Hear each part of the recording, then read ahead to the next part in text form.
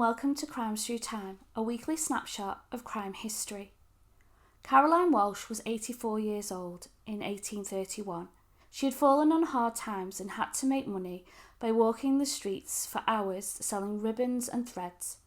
When her neighbours Elizabeth Ross and her common-law husband Edward Cook moved and invited her to join them, she reluctantly agreed. The decision would prove deadly. The anatomists working in the hospitals required bodies to carry out their studies, and Edward already had a reputation for body snatching. It would be the testimony of Elizabeth's own 12-year-old son Ned that would uncover what had become of Caroline.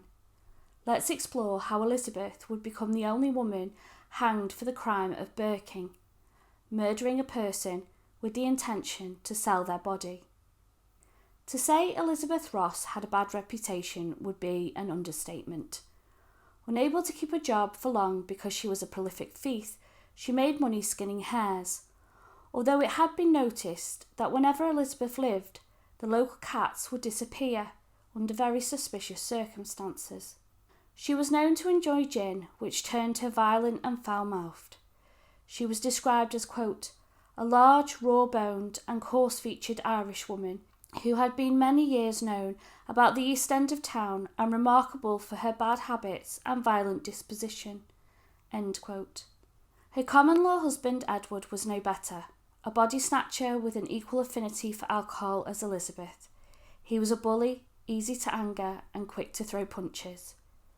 Caroline Walsh first met Elizabeth, Edward and Ned when they lived next door to her and her granddaughter Anne Bouton in Red Lion Square, London. The Cooks would then move to 7 Goodman's Yard and invited Caroline to join them. Anne thought this an odd request. They, after all, were nothing more than acquaintances. Edward wouldn't take no for an answer and badgered her more into submission than Caroline wanting to go. Anne tried to talk her out of going, but to no avail. Later, neighbours at Goodman's Yard would recall Caroline arriving at number 7 on the 19th of August 1831.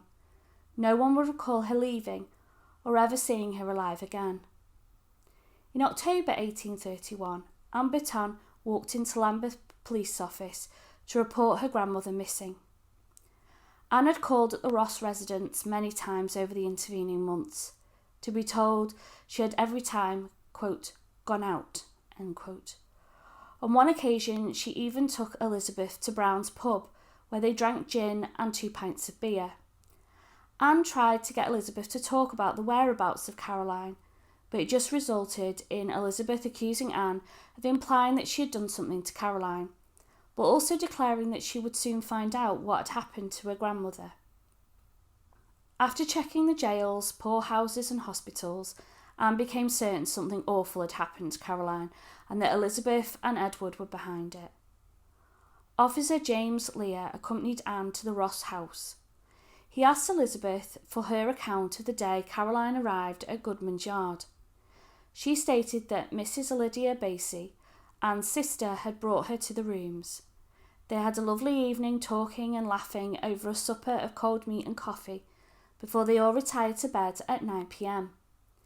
Lear then took Elizabeth to the dock where Edward was working and asked him the same question. He stated they had eaten hot meat and drank tea before going to sleep at 11:15 p.m. This inconsistency was enough for the pair to be arrested. Lear also went to the local charity school and arrested Ned. Once in custody, Ned was agitated and upset. The master and mistress of his school were sent for, and it was to them that he gave a full account of the murder of Caroline Walsh. The trial began on the 6th of January 1832. Mr. Adolphus for the prosecution, Mr. Barry and Mr. Churchill for the defence. The main witness for the prosecution was Ned, who took the stand to testify against his parents. Mr. Justice Park presided. Ned couldn't remember the exact date, but he recalled a Friday night when an old lady came to the household. They had taken coffee before going to bed. During the night, he heard Elizabeth go to Caroline. He saw her place one hand over her mouth and one on her chest and hold it there for half an hour. Edward was also present, but stood looking out of the window with his back to the women. Elizabeth then carried Caroline's body to the cellar. Ned returned to bed and rose as normal for school the next day. A friend of his kept ducks in the cellar, and before leaving that morning he went to check on them and saw the body in a sack. He went straight to school and didn't speak a word to anyone. Elizabeth called out from the dock, quote, "Good God, how could I have borne a son to hang me?" End quote. Ned burst into tears and said he was only telling the truth. He said that it was on Sunday that his mother told him she had taken the body to the hospital. Ned was asked had there been any arguments between the adults on the Friday night, and there hadn't been. Both Edward and Elizabeth had been on good terms with Caroline. This set up the motive for the murder as Burking, named after the famous body snatchers turned murderers William Burke and William Hare, who had been active in Edinburgh between 1827 and 1828. Suffocation was the preferred method as it did least damage to the corpse, and the body was then taken to the hospital and sold to the doctors for experimentation.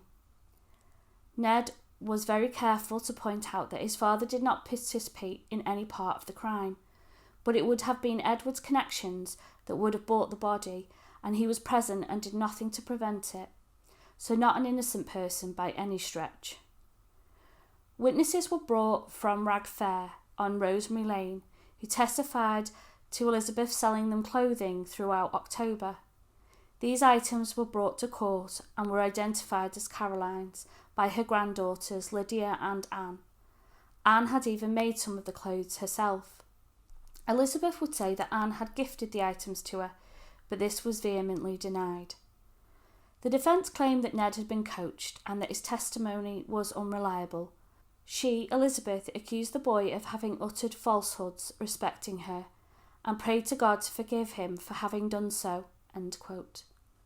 They questioned how the body could lay undiscovered for over a day in a communal cellar.